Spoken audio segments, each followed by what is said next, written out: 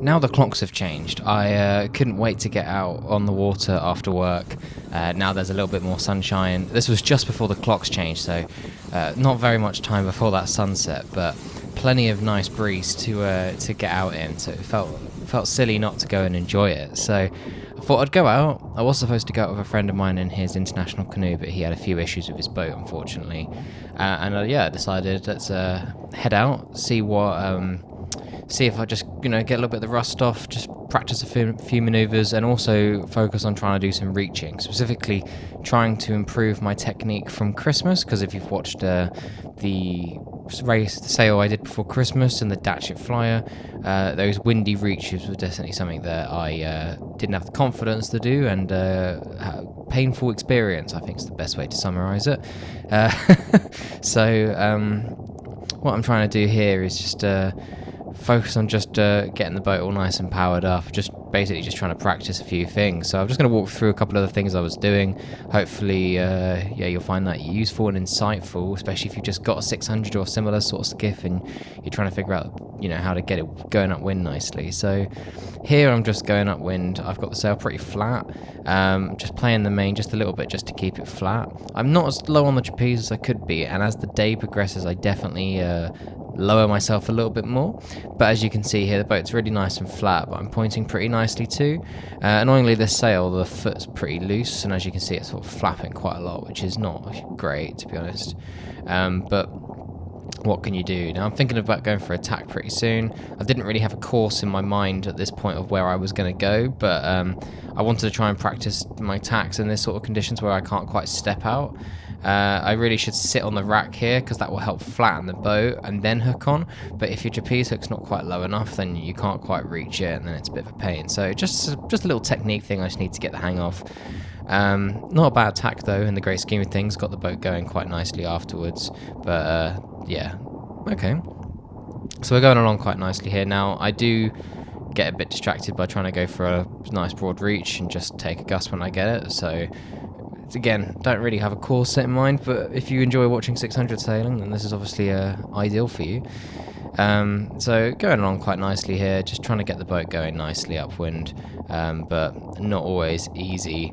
You see I'm just playing the main just a little bit and heading up a little bit sometimes in some of those lifts, but just focusing mainly on trying to keep that boat nice and flat.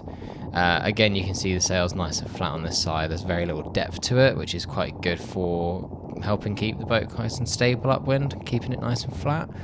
But I am working that main pretty hard just to keep the boat flat and bearing away for the odd little shift, especially from this southerly direction. It can be a little bit shifty with all the trees and the village being slightly higher up. So here we go, going for a broad reach now. So still just kind of a close reach to begin with, just trying to keep the boat going nicely. I'm trying to work on how far forwards and backwards I should stand, whether I should stand further forwards, a bit like here where I've sort of gone back onto a close reach, or if I should stand further back, especially on flat water. The interesting thing is obviously this is not exclusive to a 600, this is a lot of boats. The front of them, very pointy, referred to as bow down. You want to do that when you're going upwind, helps the boat drive. But when you're going away from the wind, it's often good to get that bow out of the water, as the back of the boat's often quite flat, and it helps it just sort of effectively like a surfboard, right? Just flow along the water. But it only works if you can get the boat planing. But the question is, how far back do you need to stand to enable planing, right? It varies on every single boat. The 600 hull design is quite similar to some of the classic lowrider moths that you might see, where it's got quite a sort of round bottom and towards the back.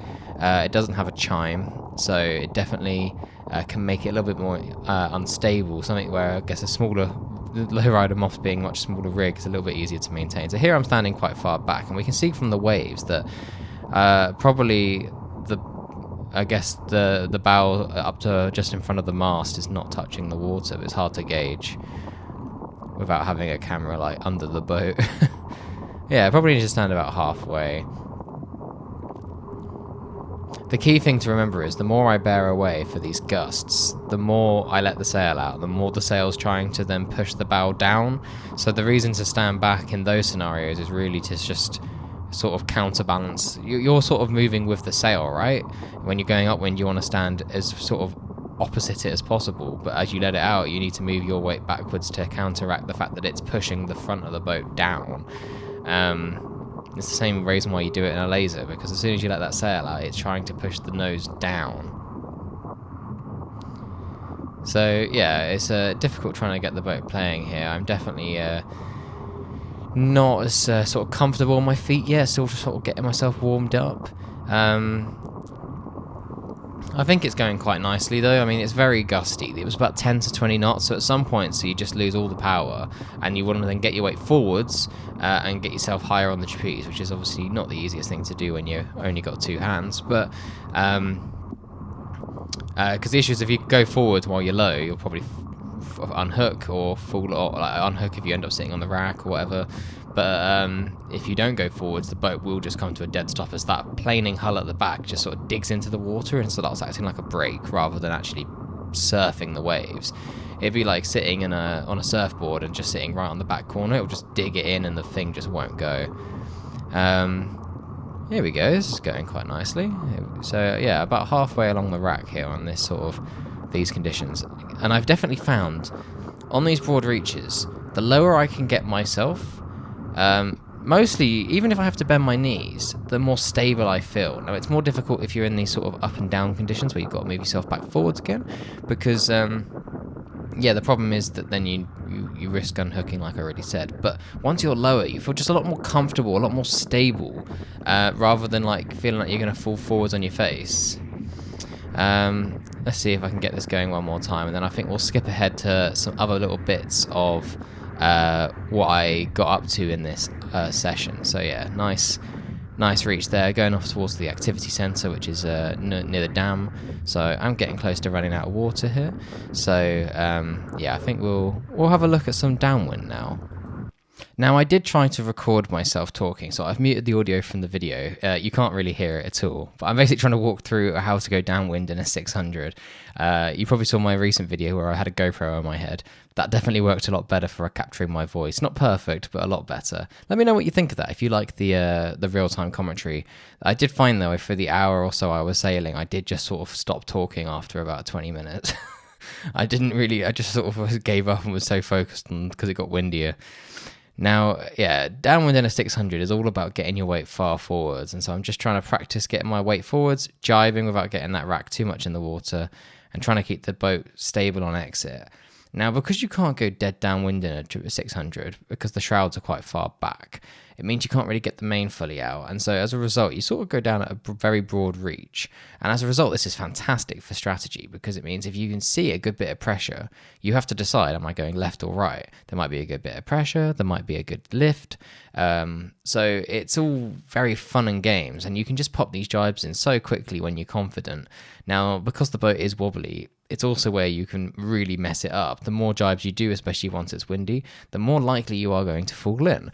But it's all good practice, because being able to pop a couple of jibes in to get out, punch out into some clean air, get a gust. And actually at Oxford this previous weekend, where I was able to win the Open, there was a scenario where me and this other boat rounded the second mark to go downwind. I saw this huge gust coming down the left-hand side. So we were going along on starboard, going off to the right-hand side. I then jibed off all of a sudden and disappeared. They looked a little bit confused, and then I just got hit by this honking gust, and it took me all the way to the mark. Not only did it take it, but I was able to then soak. So once I got hit by that gust, I could then bear away more and aim practically dead at the mark, sailing in my apparent wind effectively.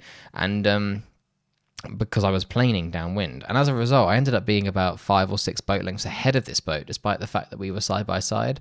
And all it takes is just kind of keeping an eye out right for those gusts and making the decisions when you can.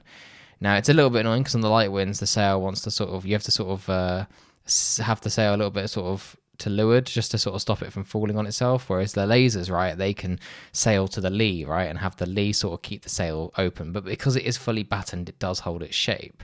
Now I'm sitting here far forwards here, just trying to pump the main a little bit on the main there, just holding the main sheet a little bit further on, so it's only like a 2-to-1 purchase. Thinking about going for another jibe, trying to look out for the pressure. Now, it can be difficult because sometimes there isn't really that many gains to make. Sometimes it is just about being patient. I do have a bit of a tendency to jibe off a little bit too much. You can see here that I've got my kicker completely off. So all the 4 blocks are touching, and you can see they're nice and slag. Here goes another jibe. Not too bad. That's good. That was not too bad at all. Now let's bear away again. The thing is, I keep thinking there was a bit more wind than there was, and I was going to be able to get the boat up on a plane and then sort of soak, but that just didn't really happen. I've also got my downhaul off as much as I possibly can, just to help really open that sail up. I don't really touch the outhaul at all once I'm racing, unless like the conditions dramatically change. And same for the board. I generally leave that all the way down. In this case, I've got it half a foot up for upwind mostly, but it doesn't really matter for the downwind. I tend to just set and leave it because it's another thing to have to deal with. And this boat is quicker when sailed well rather than tweaking it, right? If you spend more time faffing around with your dagger board, you're probably not faffing around with keeping the boat flat, keeping the boat going nicely, getting your weight forwards. So it's not worth the hassle, in my opinion. People do lift their boards up downwind like a laser in the fleet. It's sort of 50-50 split. The national champion for the last few years, one of them doesn't touch it at all, like me. One of them does. So, you know, it's not necessarily a bad thing, but it does make the jives a little bit more stable. And if you capsize, it's there ready for you, which is key. So here's the mark I'm planning to round. Planning to just jibe round it, and then I'll get all my controls on, like so. Now, because I'm not racing, I would have normally got my controls on before the mark, so I could go round that mark and get on with the power and get on with the speed. But in this scenario, I was focusing on having a good downwind. So got to kick her on about halfway, maybe 2/3 on. Now, time to get hooked on, and I'm right in front of the visitor centre. There's a few people walking around, probably looking at me thinking, what on earth is that sailing boat? Doesn't look like a normal sailing boat. And thinking, right, there's a nice gust coming. Let's try a bit more of this broad reaching nonsense. Starting to get a little bit more confident with the 2-foot technique. So let's have a look to see what I can do there. Yeah, 2 feet, very nice. Going nicely, but I'm too high. As soon as I can get my bum sort of lower than my knees, it feels so much more stable. I feel a lot more comfortable. I don't feel like I'm going to get thrown around quite in the same way, because now when the boat gets jolted, my weight's sort of further, my leg, everything's in a better place. The center of gravity sort of lower than my knees, which means that I then as a result don't just want to swing forwards. But yeah, very nicely going here. Definitely could do with maybe a little bit more downhaul, but I guess just to sort of tidy up that bottom bit of the sail. But I'm curious to know what other people think. I always find that I don't like it when that bottom bit of the sail sort of goes all floppy, but maybe that doesn't matter. Okay, I'm going to go for a bit of upwind here. Now the key thing here is I'm still pretty much on the knot on my trapeze wire, which is only really for that back corner, right? But I'm going to try and do some upwind. Now it's quite windy at this level, and when the wind is consistent, this actually works really nicely. I'm able to depower the rig, but also keep the boat really nice and flat. The only risk is I'm very close to the water now, but I guess if you sail anything that doesn't have racks, where the racks are slightly higher than the hull, it probably works alright. I thought about lifting myself up, but then I was like, actually, the boat's going lovely. There's a nice, consistent bit of pressure here. If I can just keep this going, this is going really, really nicely. Annoyingly, that foot is now vibrating, but there's not much I can do about it. So I raised myself, realizing that actually, I didn't need to. So it's definitely worth considering. If you're on a day where there's like 15 to 20 knots consistently, it's not too shifty, because that's the thing. As soon as it's shifty, if you're too low, you're such at risk of capsizing to windward, and it's not worth it. So that's why on some of my windy weather ones, you'll see upwind, I'm actually trapezing relatively high, not ridiculously, but high enough that I've got time to react to shifts that I might have not expected. Because as much as I like to think I'm getting better at spotting the shifts, sometimes they're more dramatic than I think. And I did capsize at Oxford to windward because I got hit by a shift, and no matter how much I bared away and how much I stepped in, I still fell in. So it's all about that risk management, right? Now, going along up here quite nicely, trying to get my body flat. And I've got my knees bent a little bit, which is nice, just makes it a little bit easier to sort of work the body. I could sort of come in a little bit easier rather than standing, like locking them straight.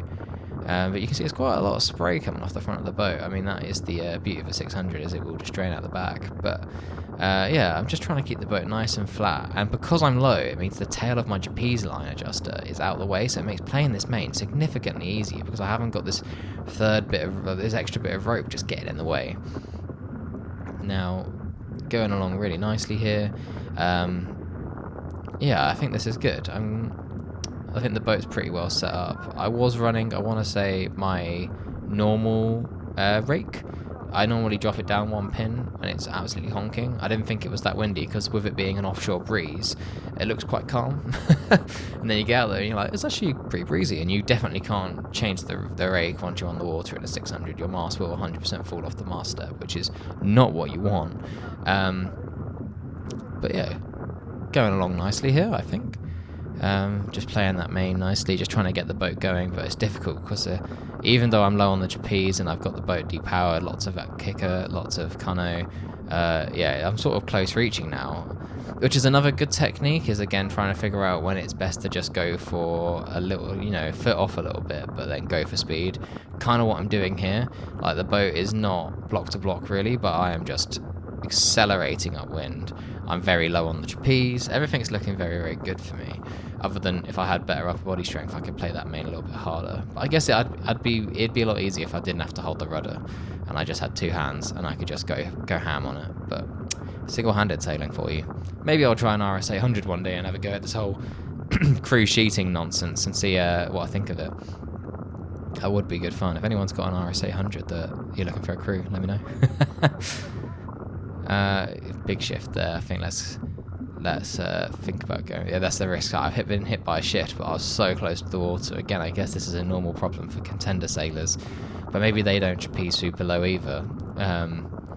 Yeah, that's the thing. The racks, such as 600s, 800s, mustos, even the things like 49ers, and I guess even 29ers to a degree because of the hull shape, right? Even though they haven't got racks, they bring you much higher out the water, especially the mustos.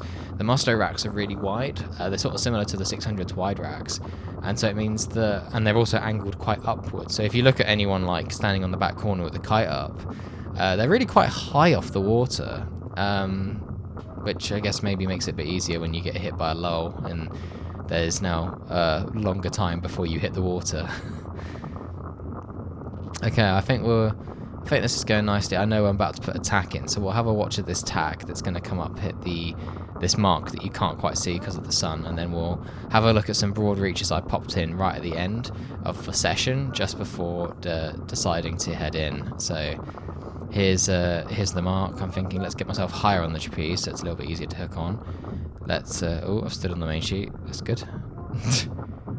2 steps in. That's nice, and we're going to hook on. Not bad.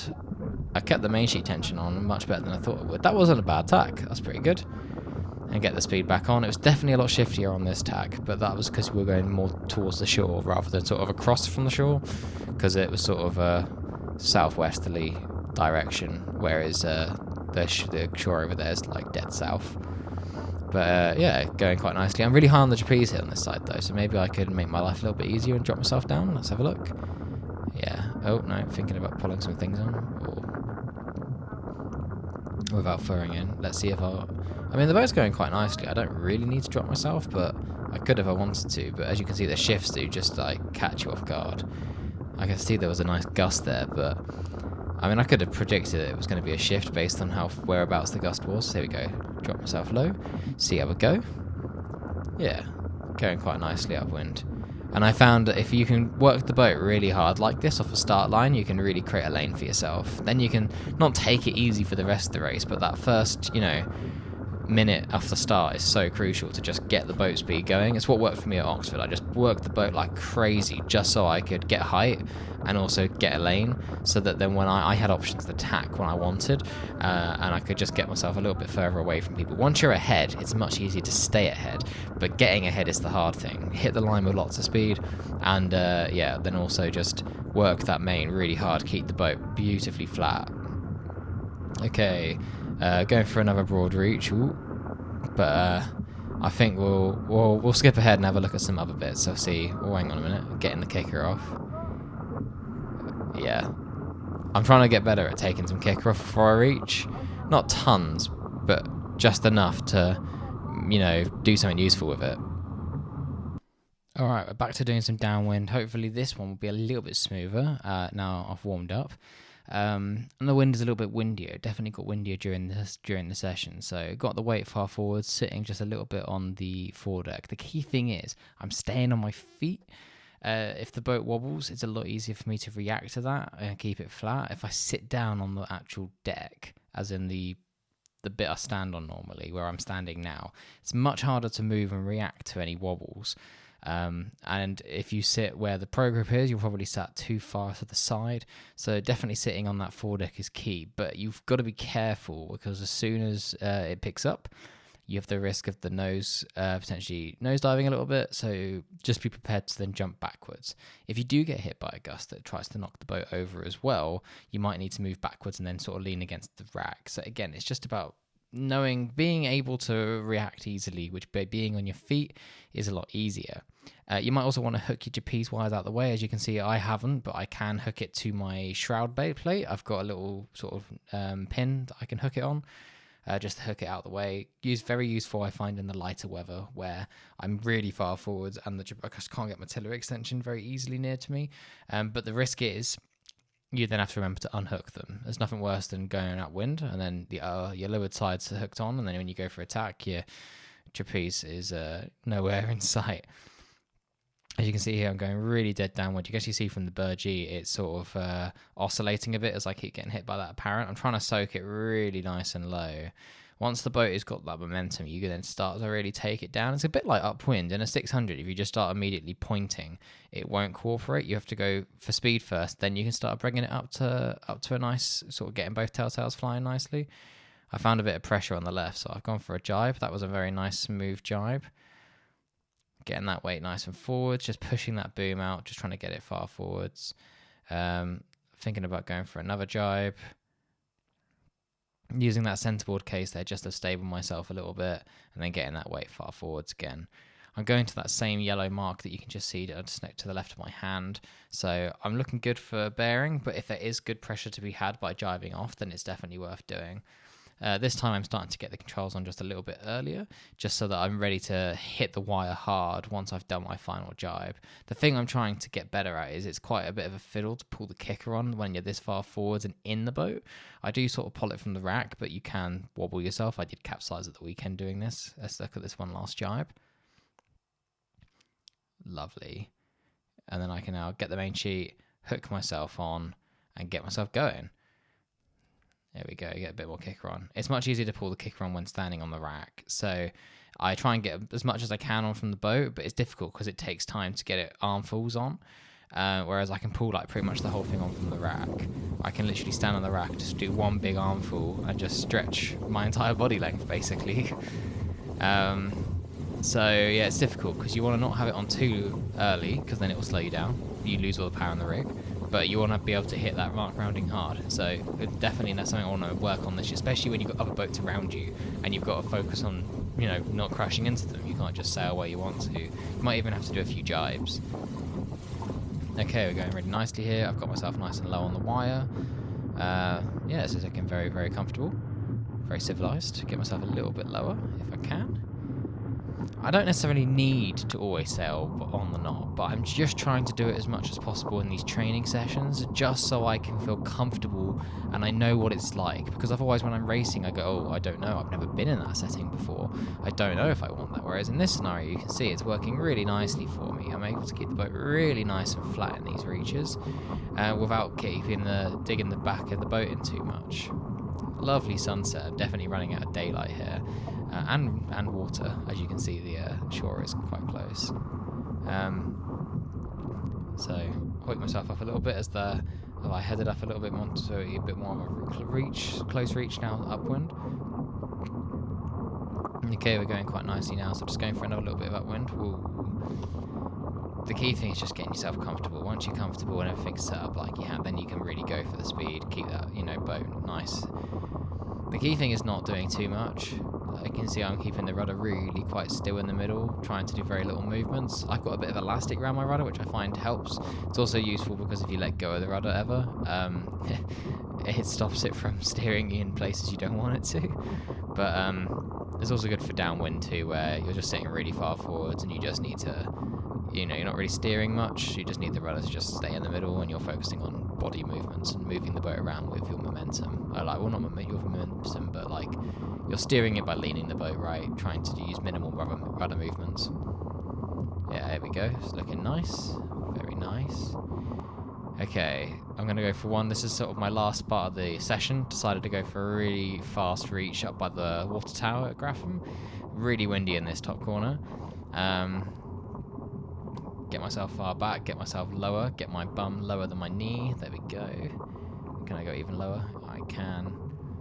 Beautiful. And just getting myself far back, getting my legs spread, feeling more comfortable. I feel a lot more comfortable doing this. And in fact, at Oxford, we had a really broad reach, which was really gusty, and it was flat wiring to soak it really low. And yeah, I felt really comfortable. I got hit by a big gust, just bared away, get myself comfortable with the back corner, and the boat just planed really nicely, and then I was able to take the mark rounding really nicely. So this practice has worked wonders, because before I wouldn't have necessarily done that, or I would have stood too far back too soon and not had the opportunity to do that planing. But it's knowing that when it's honking, or I guess above 15 knots, this is what you want to be doing. But it's also knowing the different... Oh, look at that. Beautiful. Absolutely glamour. Just sailing really quickly. I'm also aware that the lake's closing soon, and the more I sail in this direction, the further I am getting away from the beach. I have to get this nice long beat upwind to get back to my trolley. Okay, let's think about doing a tack over and trying again on the other tack. Now, I actually decide to lower the camera a little bit and get a slightly different angle. Okie dokie, so I've tacked over, I've lowered the camera, so it's now further, it's sort of more in line with my rudder, and it's further away from me. So this should hopefully create quite an interesting perspective. Sadly, I have lost this camera since, so I'm going to have to buy a new one. I am looking at ways of mounting a camera to the racks on a stick, so stay tuned. So get myself nice and low. This helps, I think, gauge the trapeze, how high and low you are. And now it's just a case of getting the speed going. Boat's going really nicely. And now get myself a little bit lower on that trapeze. There we go. Let's go the full way. Nice. I'm not standing as far back as I maybe could be, but I think the boat's going generally quite nicely. But then, when's the good pressure? Here we go. Getting hit by a big gust, time to bear away, time to move backwards as I bear away. But I'm also sheeting on because of the apparent wind a little bit, I guess. You can't really see the Burgee, but I'm pretty convinced that as I bear away and I go quicker, there's definitely a little bit of apparent wind kicking in here. Yeah, there we go. Just trying to get my back flat, because the issue is it's all good trapezing like this, but if I hunched over like this, then I'm not really keeping the boat flat. But yeah, this is where I could do it coming a little bit further forwards just to accelerate the boat, but then when it gets hit by a gust again, bearing away, standing over back. There we go. Lovely stuff. Just holding on for dear life. Yeah, just sheeting on just to take the edge off the end of that gust, / maybe the apparent wind.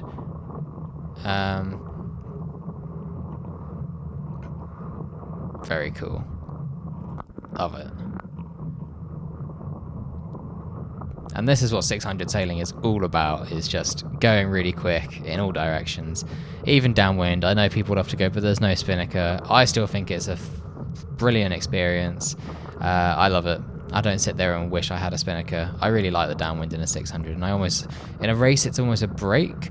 I mean, it's still hard work, don't get me wrong, but you can sort of sit down for a bit. There we go. Time to head back up, back to the shore. But yeah, I think that was generally a good evening session. I mean, nothing beats these sunsets, right? When you're sailing along and the sun's setting around you, it's nothing better. And Wednesday evening series has just started, so looking forward to getting out every week now. Just getting some more practice in, get a bit of racing in, and generally seeing what's happening. I'm going to see if I can get GoPro mounted to the back, though, so we can continue these videos, especially the race ones. I know that they're very, very popular. So yeah, stay tuned for a few more of those. Taking some inspiration from Mozzie on how he's got his GoPro mounted to his Euro. Apart from he's using a suction cup, I'm looking at some sort of U-bolt, custom U-bolt thing that I've got U-bolts, right, for the racks to hold it to the boat. I've got a few spare. I'm looking at maybe making a custom mount that uses those to clamp a mount to my rack, and then I can put a stick attached to that mount off the back. Then I can use a GoPro, which is higher quality, and it won't rotate. And yeah, it's less likely to fall off because it's completely wrapped around the rack rather than just clamped round. So yeah, we'll have a look. But excited to get some more videos out for you all.